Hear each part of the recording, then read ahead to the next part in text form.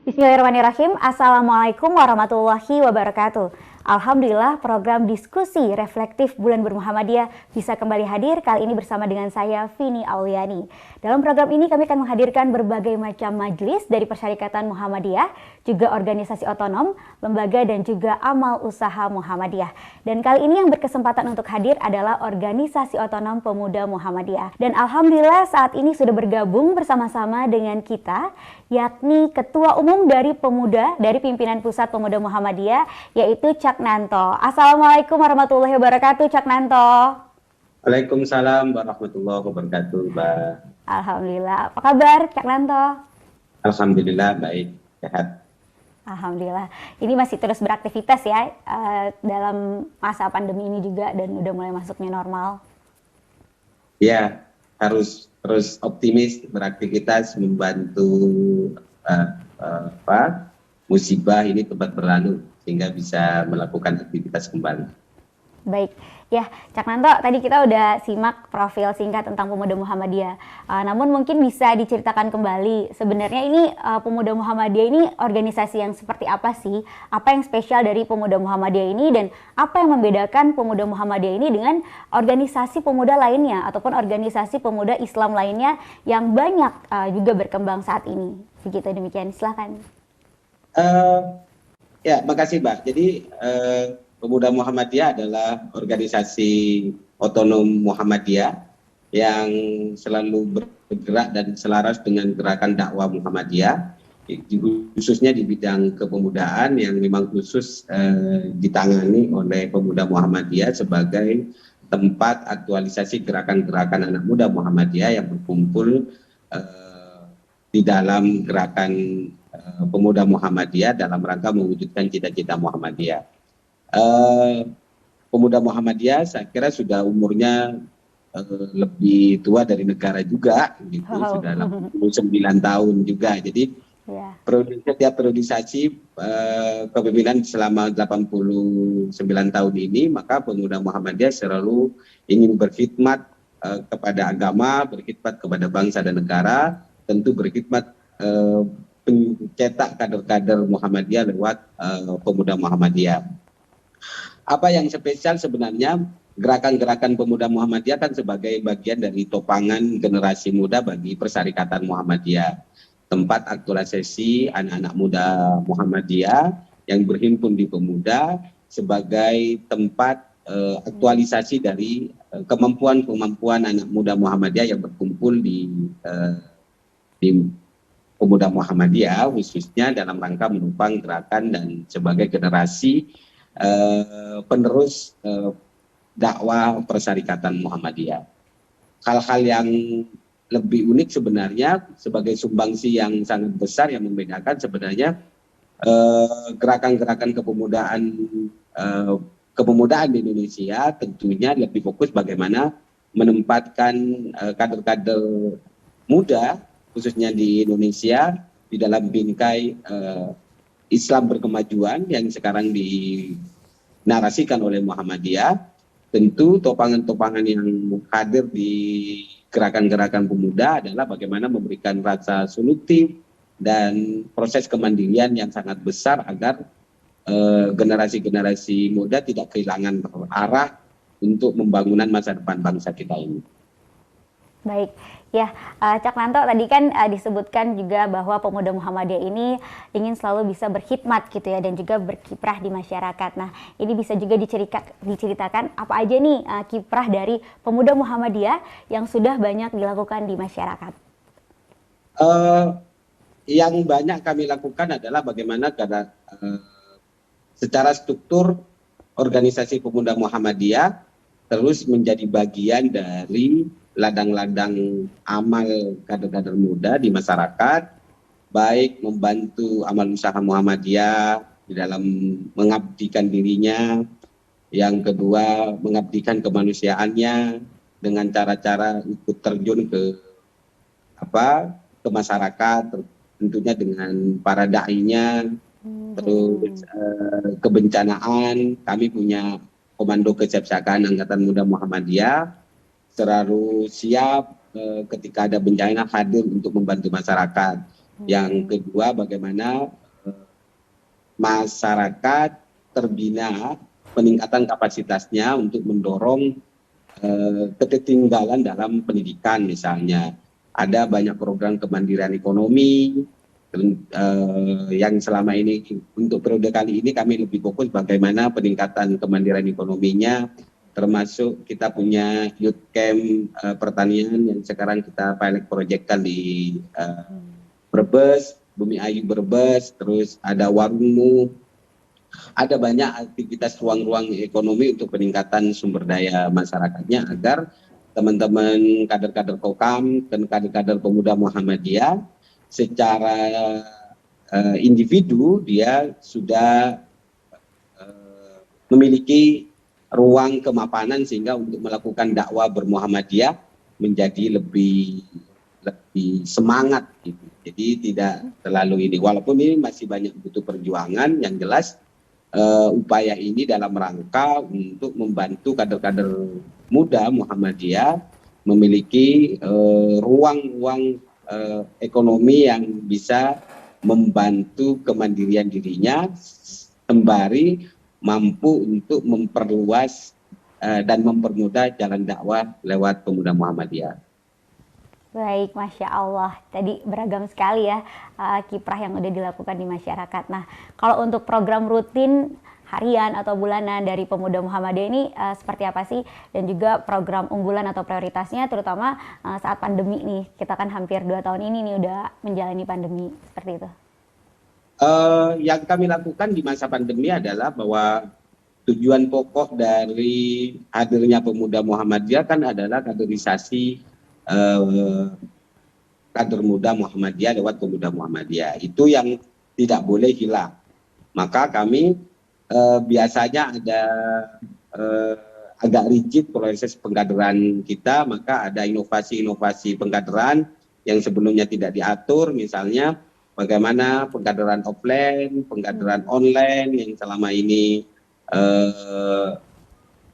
terus-menerus kita lakukan. Sekarang sudah kita ciptakan modul bagaimana pengkaderan online misalnya, sistem pengkaderan online, sistem latihan Kokam online. Jadi bisa beradaptasi di tengah musibah seperti ini, tapi pola pengkaderan tetap harus jalan guna untuk mempersiapkan kader-kader muda Muhammadiyah. Dan selanjutnya di masa pandemi, selain pola pengkaderan, maka aktivitas membantu masyarakat tentang penanganan, misalnya narasi tentang COVID-19 yang bergabung di MDMC, kami istilahnya ikut menjadi bagian dari proses percepatan dan penanggulangan COVID-19 di tengah masyarakat, baik di tingkat daerah sampai tingkat pusat. Yang ketiga, ada gerakan-gerakan sosial yang perlu terus digerakkan membantu masyarakat akibat dampak COVID-19. Yakni bekerjasama dengan lembaga-lembaga lain yang kemungkinan bisa mendistribusikan berbagai kebutuhan pokok yang membantu meringankan beban masyarakat selama COVID. Jadi banyak yang sudah kami lakukan, termasuk bagaimana kader-kader terlatih pemuda Muhammadiyah ikut terjun misalnya memakamkan pasien COVID. Banyak kader-kader Kokam juga menjadi bagian yang sudah diinstruksikan oleh Komandan Nasional Kokam.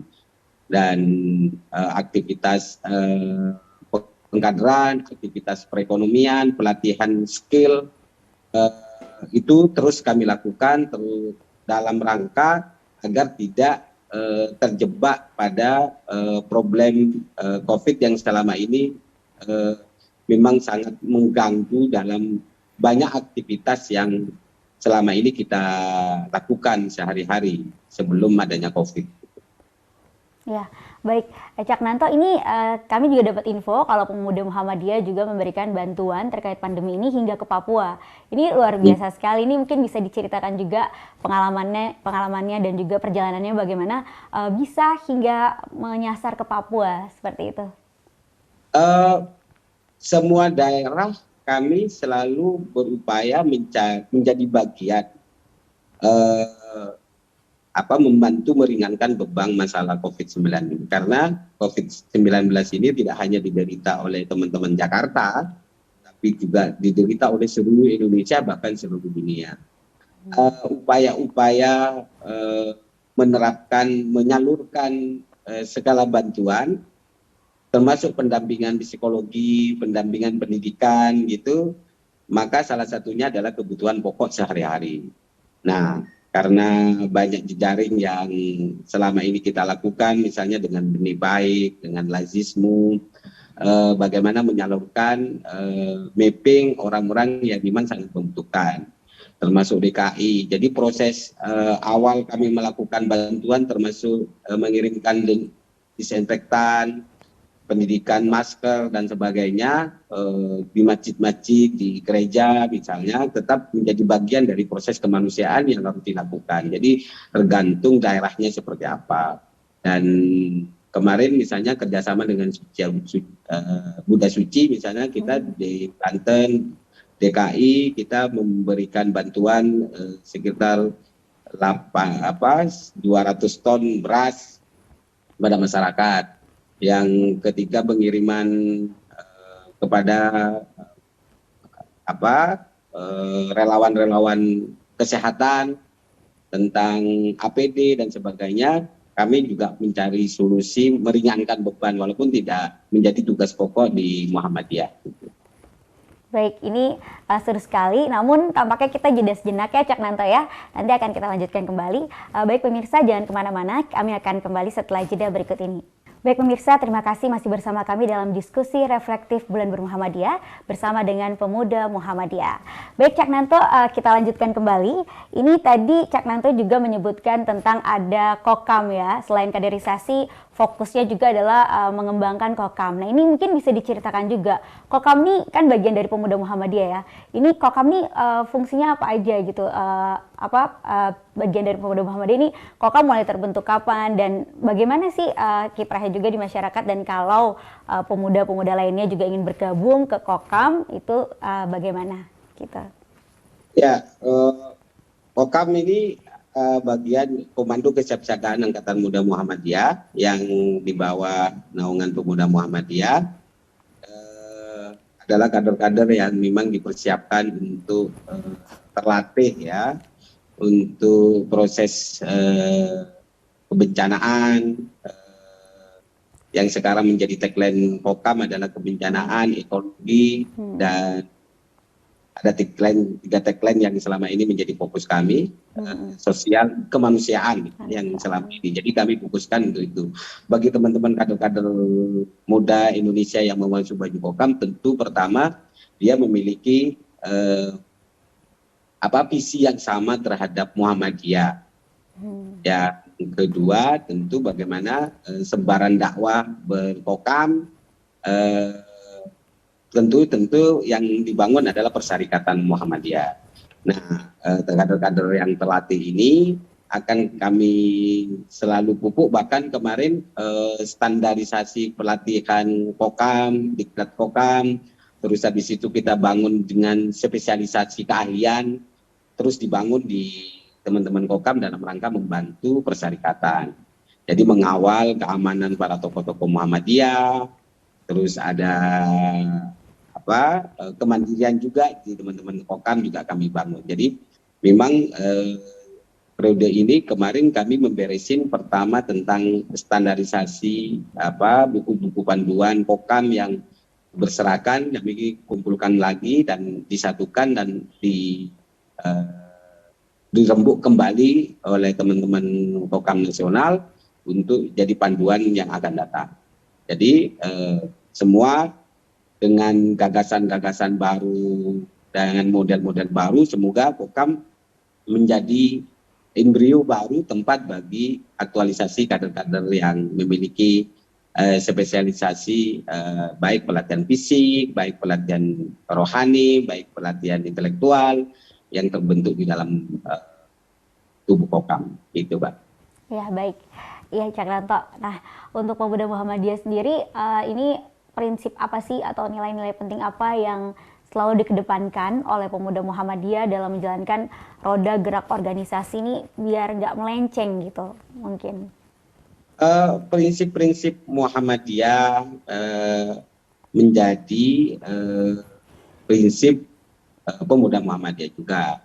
Jadi bagaimana menciptakan ruh keikhlasan, ruh kemanusiaan, dan ruh tauhid yang selama ini terpendam di tubuh Muhammadiyah pasti juga menjadi bagian dari pemuda Muhammadiyah. Jadi bagaimana kader-kader Kokam, prinsip-prinsip bermuhammadiyah harus memang terpatri di dalam tubuh kader-kader muda Muhammadiyah guna memberikan solusi dari persoalan-persoalan yang selama ini bisa jadi tidak dapat solusinya. Jadi kader-kader muda menerapkan amar ma'ruf nahi munkar dengan cara-cara yang ma'ruf gitu. Jadi bagaimana kader-kader Kokam tetap tumbuh dan kader-kader pemuda Muhammadiyah tetap tumbuh bangkit dengan optimisme bisa membangun dan mengangkat derajat kemanusiaan dan derajat pendidikan rakyat Indonesia. Ya baik, ya keren banget ini Cak Nanto. Banyak sekali yang dilakukan oleh pemuda Muhammadiyah, dan kita tahu juga kalau slogan pemuda Muhammadiyah ini adalah Fastabiqul Khairat, ya kan. Nah ini bisa diceritakan ini maksudnya etos kerja seperti apa sih yang diharapkan dari slogan pemuda Muhammadiyah Fastabiqul Khairat ini? Ayat ini tidak hanya milik pemuda Muhammadiyah, tapi milik semua umat Islam, yang jelas itu yang perlu dipahami. Fastabiqul Khairat, karena trademarknya aja menjadi Fastabiqul Khairat di pemuda Muhammadiyah, maka berlomba-lombanya dalam kebaikan. Maka setiap kader pemuda Muhammadiyah tidak berhenti untuk melakukan aktivitas kebaikan, saling tolong-menolong dengan prinsip-prinsip kemanusiaan yang ada di tubuh kenegaraan Indonesia. Maka setiap orang menjadi prinsip bahwa tidak ada yang diam. Semua bergerak untuk menjadi orang yang terbaik di tubuh diri kita sehingga menghasilkan manfaat yang lebih baik pula. Jadi berfastabiqul khairat adalah spirit bagi kader-kader pemuda Muhammadiyah untuk selalu melakukan inovasi, berlomba-lomba, mempersiapkan diri menjadi orang yang terbaik. Menjadi orang dalam hadis khairun nas anfa'uhum linnas gitu.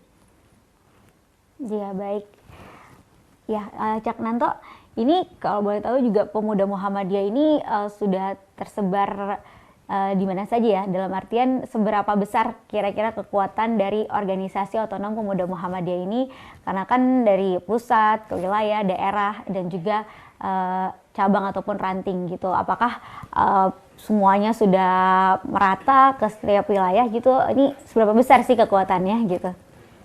Kalau di pimpinan wilayah 34 provinsi ada pemuda Muhammadiyah. Tapi kalau semua kabupaten belum, masih ada yang kosong ya, karena juga Muhammadiyah ada yang nggak ada juga Muhammadiyahnya. Maka modelnya bagaimana melakukan perintisan baru organisasi secara organisatoris, apalagi pimpinan cabang gitu dan pimpinan ranting.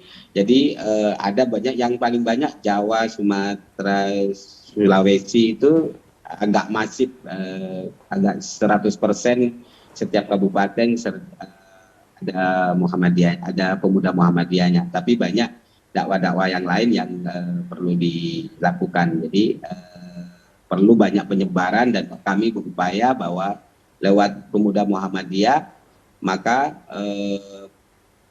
persyarikatan ranting itu bisa dibangun mulai dari sekarang, dan itu menjadi menyebar seluruh Indonesia secara masif gitu, Pak. Ya baik. Nah kira-kira langkah atau upaya apa nih yang dilakukan pemuda Muhammadiyah untuk membangun loyalitas kader itu sendiri gitu? Prinsipnya adalah berpemuda Muhammadiyah adalah pengabdian. Jadi yang kedua, berpemuda Muhammadiyah adalah bagaimana menjadi tempat aktualisasi kemampuan setiap individu, tapi terbingkai dalam satu kesatuan dengan sop yang rapi, dengan misi yang sama. tentu setiap keahlian-keahlian itu harus terbantu oleh keahlian-keahlian yang lain atau kemampuan-kemampuan yang lain agar pemuda Muhammadiyah itu kaya akan kemampuan-kemampuan kader yang dibutuhkan. Maka ruang rumah besar pemuda Muhammadiyah menjadi ruang yang selama ini ada banyak kader pemuda Muhammadiyah yang politik. Maka ruang-ruang politik tetap menjadi semayan bagi kader-kader pemuda Muhammadiyah. Ruang-ruang dakwah, ruang-ruang dai tetap menjadi semayan di dalam kader Muhammadiyah. Ruang-ruang kemanusiaan tetap harus menjadi persiapan oleh pemuda Muhammadiyah. Sekaligus ruang-ruang ekonomi juga harus menjadi bagian dari upaya menopang gerakan dakwah pemuda Muhammadiyah. Jadi prinsip yang selalu dibangun adalah saling dorong, saling doakan, dan saling menguatkan. Iya, baik, luar biasa sekali. Nah, lalu tadi kan Cak Nanto juga sebut ada ruang-ruang untuk politik, juga ada ruang-ruang dakwah gitu. Nah, kalau dengan pemerintah, ini kira-kira bagaimana hubungan pemuda Muhammadiyah dengan pemerintah seperti itu? Relasi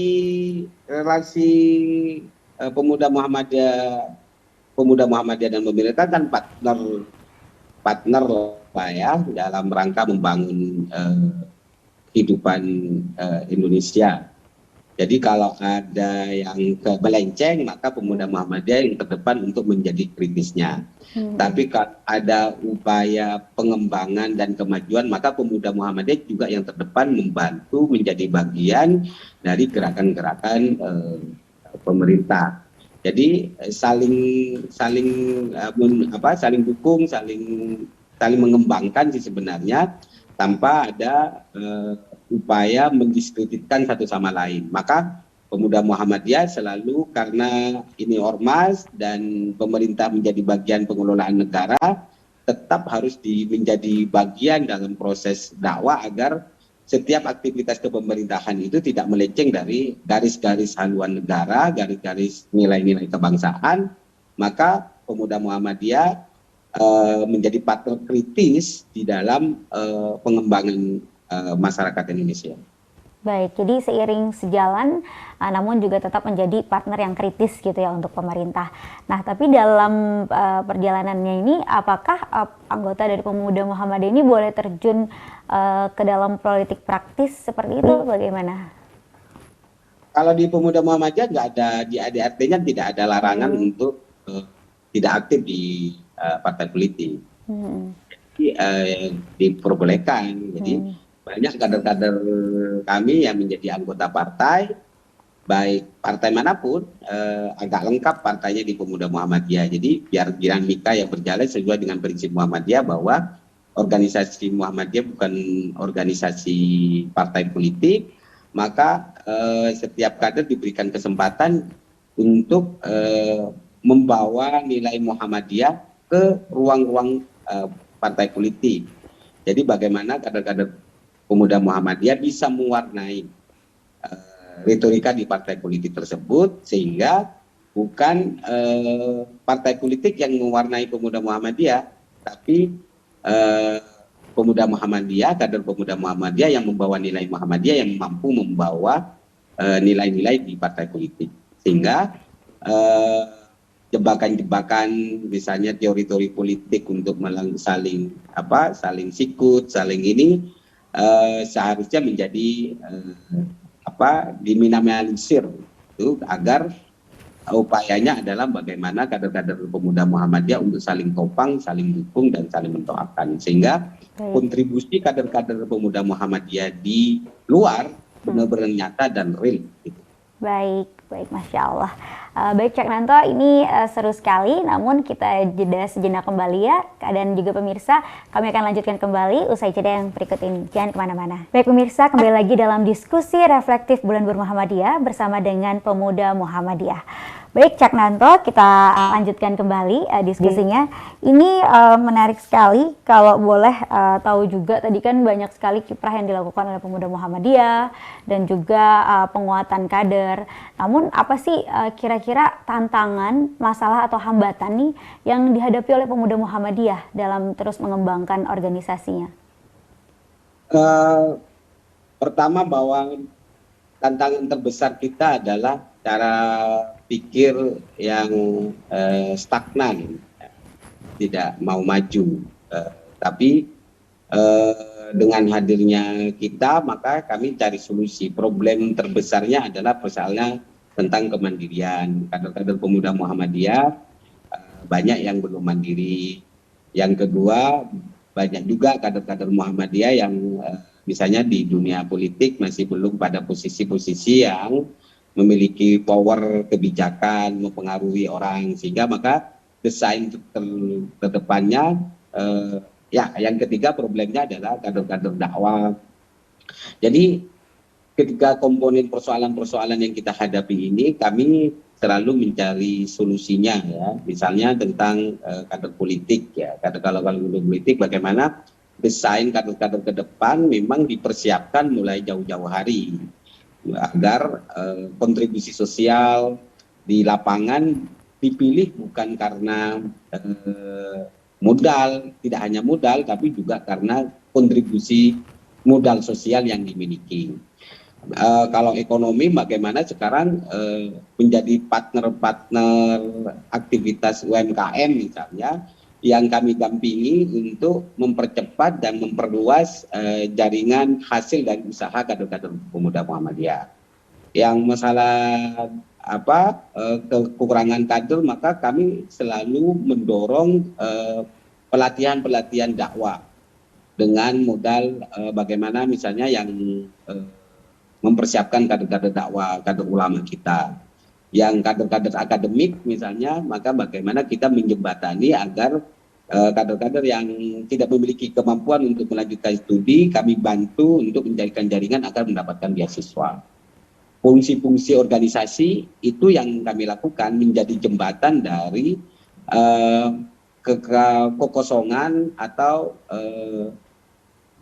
ketidakmampuan kader-kader kita di dalam lapangan untuk dijembatani oleh Pemuda Muhammadiyah. Syukur-syukur, alhamdulillah distribusi kader di dalam rangka penguatan keahlian di luar Muhammadiyah terus menjadi bagian yang seiring dengan perjalanan gerakan dakwah kita. Jadi bagaimana kader-kader Pemuda Muhammadiyah bisa memanfaatkan di ruang-ruang yang lain, tidak hanya di Pemuda Muhammadiyah. Maka kami selalu mencoba untuk menempatkan dan memberikan jejaring agar kader-kader Pemuda Muhammadiyah bisa termanfaatkan lebih besar di luar sana. Maka ini menjadi gerakan yang selama ini saya pikir menjadi solusi agar dakwah-dakwah Muhammadiyah bisa tersebar dan terbumikan di banyak tempat. Ya, baik Cak Nanto. Tadi kan disebutkan juga bahwa Pemuda Muhammadiyah juga concern terhadap dakwah dan juga penguatan untuk pembentukan dai-dai. Nah, ini upaya-upaya yang dilakukan konkretnya ini seperti apa gitu, dan juga apakah ada komunitas khusus dai mungkin yang dibentuk oleh Pemuda Muhammadiyah dan juga untuk pembentukan dai-dai bagi kalangan milenial saat ini dan pemanfaatan media sosial. Ini seperti apa nih Mas Cak Nanto? Di pimpinan pusat itu kan ada Pak, yang membidangin bidang dakwah. Nah, jadi programnya bagaimana sekarang mengarsir kader-kader Pemuda Muhammadiyah untuk dilakukan latihan. Yang kedua, bagaimana ruang-ruang media sosial ada yang terwarnai oleh kader-kader Pemuda Muhammadiyah dengan kapasitas teknologi yang sebenarnya sangat luar biasa. Karena dakwah-dakwah kita sekarang sudah tidak konvensional, maka segala metode teknologi di media sosial bagaimana memang mampu didorong kader-kader dakwah untuk mencerahkan sehingga tidak banyak hoax, banyak fitnah, menjadi bagian dari fitnah, menjadi penyebar hoax gitu. Jadi ini yang selama ini kita bangun, dan setiap Ramadan kita juga mengumpulkan dai-dai kita untuk melakukan kayak safari Ramadan lah ke tempat-tempat lain. Kalau kemarin karena pandemi, maka bagaimana setiap hari bahkan ada program pengajian, penguatan kehausan religi kita bagi kader-kader pemuda Muhammadiyah. Jadi banyak memang kader-kader pemuda Muhammadiyah yang perlu kita berikan ruang dan terfasilitasi guna memancarkan cahaya matahari ke luar sana. Dan memang tidak mudah memang, tapi insya Allah lambat laun upaya-upaya kader-kader muda, kader-kader dai pemuda Muhammadiyah akan bisa mencerahkan dan menjadi bagian dari penopang gerakan dakwah Muhammadiyah. Baik, Masya Allah, luar biasa sekali. Nah, Cak Nanto, ini Muhammadiyah juga kan terkenal dengan kekuatan asetnya ya, baik dari organisasi otonom, amal usaha gitu. Nah, kalau pemuda Muhammadiyah sendiri, aset seperti apa sih yang dimiliki oleh pemuda Muhammadiyah? Di Ortom kan tidak boleh punya aset, Mbak. Semua aset harus atas nama persyaratan. Jadi yang harus kita bantu sekarang, karena secara kelembagaan memang ada keharusan dan kewajiban bahwa satu pintu. Sekarang bagaimana kader-kader individu, kader pemuda Muhammadiyah yang ditopang agar nanti kontribusi kader-kader pemuda yang sudah mapan mampu membantu gerakan dakwah organisasi. Jadi memang harus dapat banyak berjejaring. Yang kedua, peningkatan kapasitas individu, kayak penciptaan kader saudagar. Kami sudah menciptakan pengumpulan kader pengusaha muda Muhammadiyah, pemuda Muhammadiyah yang selama ini berkumpul, tapi bagaimana lakukan pembinaan. Kemarin kami di bidang ekonomi juga melakukan pelatihan selama 6 bulan untuk peningkatan kapasitas perusahaan yang usaha yang sudah dibangun oleh teman-teman, lalu dibuat platformnya, lalu ditopang gerakan ilir untuk dipromosikan e-commerce, jadi kepada disampaikan atau dipromosikan ke e-commerce gitu. Jadi itu yang selama ini kita bangun, sehingga nanti upaya-upaya hasil, kalau model dakwah pemuda Muhammadiyah itu hasil usahanya itu ada buat organisasi, ada buat pemilik saham, ada buat pekerjanya. Jadi kalau misalnya ada organisasi mau bentuk lembaga usaha, maka komponen hasilnya dibagi seperti itu. Sekarang kami lagi berupaya untuk mendorong penciptaan kader koperasi kader-kader pemuda Muhammadiyah untuk berkelompok dan memajukan kader pemuda Muhammadiyah. Baik, jadi walaupun tidak ada aset, tapi aset real pemuda Muhammadiyah itu adalah pemuda dari pemuda Muhammadiyah itu sendiri ya, Cak Nanto ya.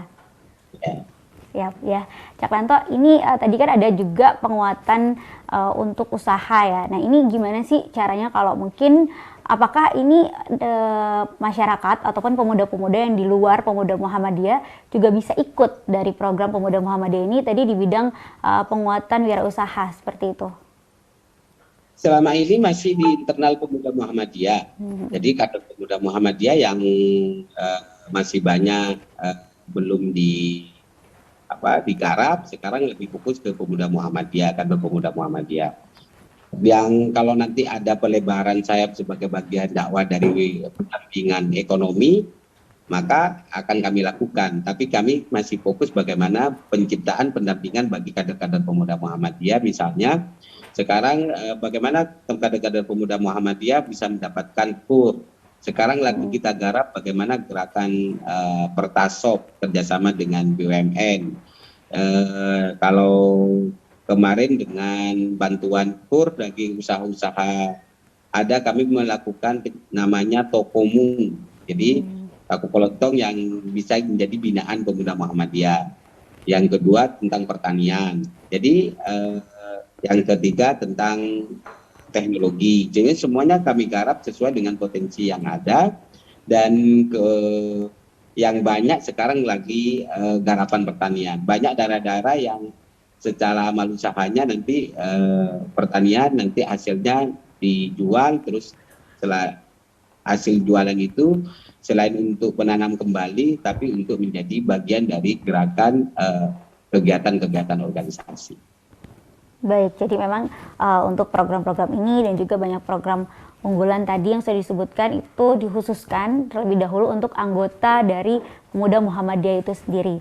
Lalu bagaimana sih caranya nih Cak Nanto untuk bisa ikut bergabung di Pemuda Muhammadiyah? Mungkin ada juga banyak pemuda-pemuda lain yang sudah mengenal Pemuda Muhammadiyah namun masih malu-malu gitu untuk ikutan aktif di Pemuda Muhammadiyah. Kira-kira kayak persyaratannya apa nih untuk bisa ikutan bergabung di Pemuda Muhammadiyah dari segi usia dan lain-lainnya gitu nih, seperti apa Cak Nanto? Karena kalau pemuda itu kan umurnya dari 16 tahun sampai dulu ya. Jadi kader-kader Pemuda Muhammadiyah di struktur itu kadernya sampai 40. Jadi yang mau gabung pertama ada pengkaderan Baitul Arkom Pemuda Muhammadiyah.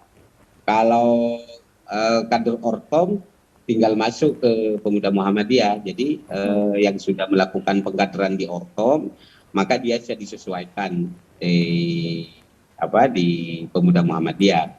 Tapi kalau ada bukan dari Orkom, maka pertama dia harus mengikuti pengkaderan internal Pemuda Muhammadiyah untuk menyamakan visi, ideologi, sekaligus kesamaan di dalam melakukan gerakan-gerakan amal di Pemuda Muhammadiyah. Jadi sangat mudah sih, tidak ada persyaratan-persyaratan yang sangat muluk-muluk. Yang penting dia mau memiliki keinginan dan cita-cita sesuai dengan Muhammadiyah. Dan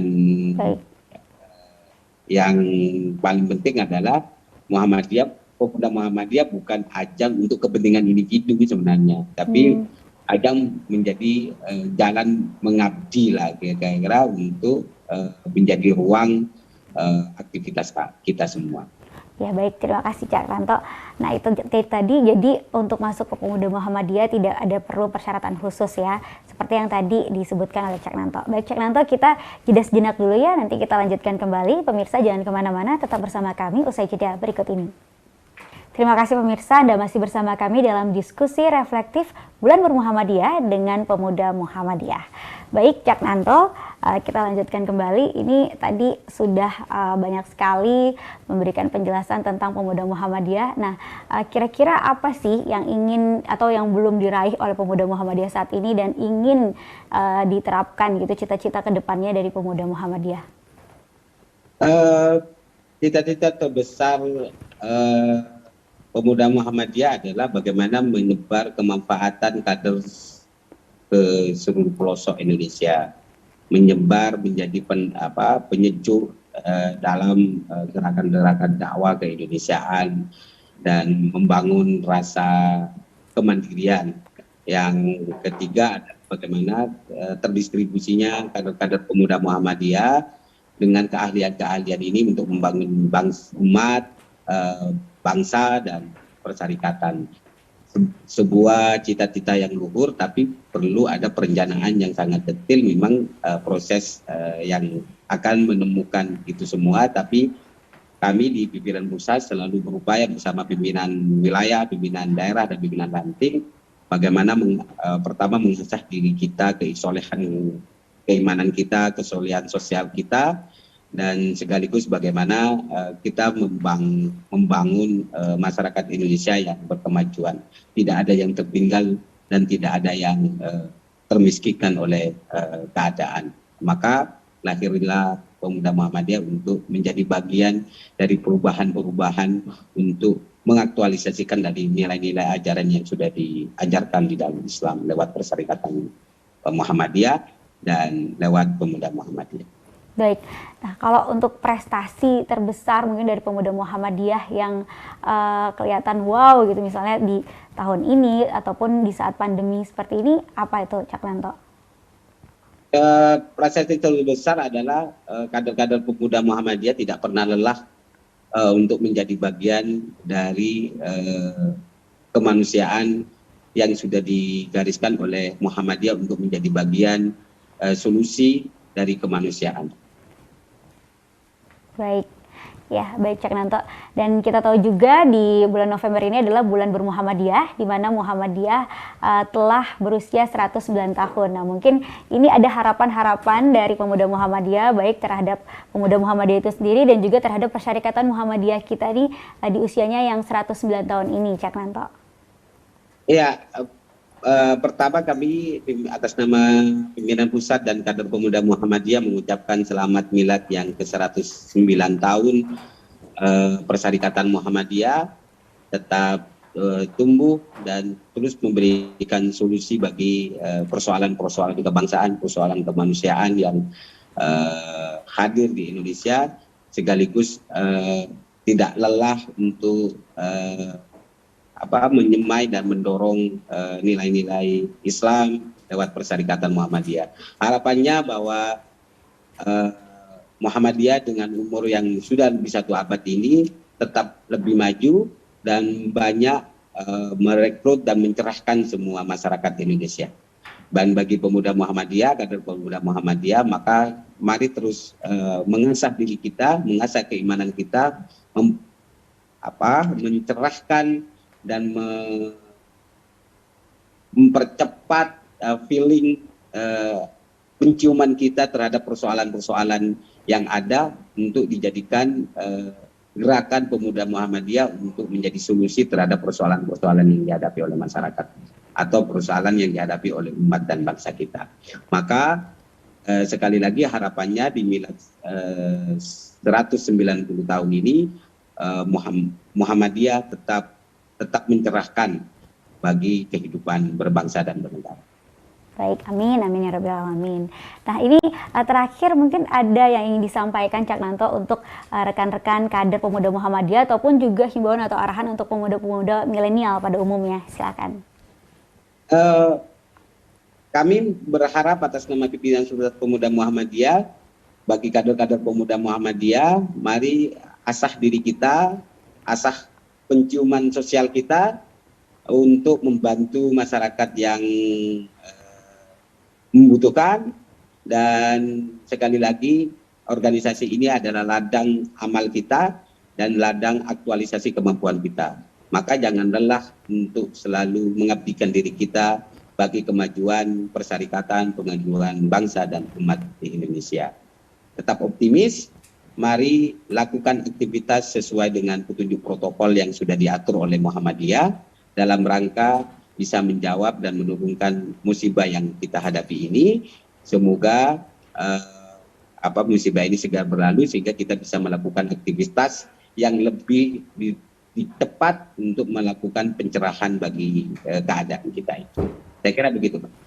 Baik, terima kasih Cak Nanto atas informasinya dan juga atas waktunya, juga tadi penjelasannya mengenai pemuda Muhammadiyah. Terima kasih Cak Nanto, selamat beraktivitas kembali. Baik pemirsa, terima kasih telah bersama kami dalam diskusi reflektif Bulan Bermuhammadiyah bersama dengan pemuda Muhammadiyah. Dan akhirnya tibalah kita untuk berpisah. Saya Vini Auliani mewakili seluruh kerabat kerja yang bertugas. Mohon pamit undur diri. Billahi taufiq wal hidayah. Wassalamualaikum warahmatullahi wabarakatuh.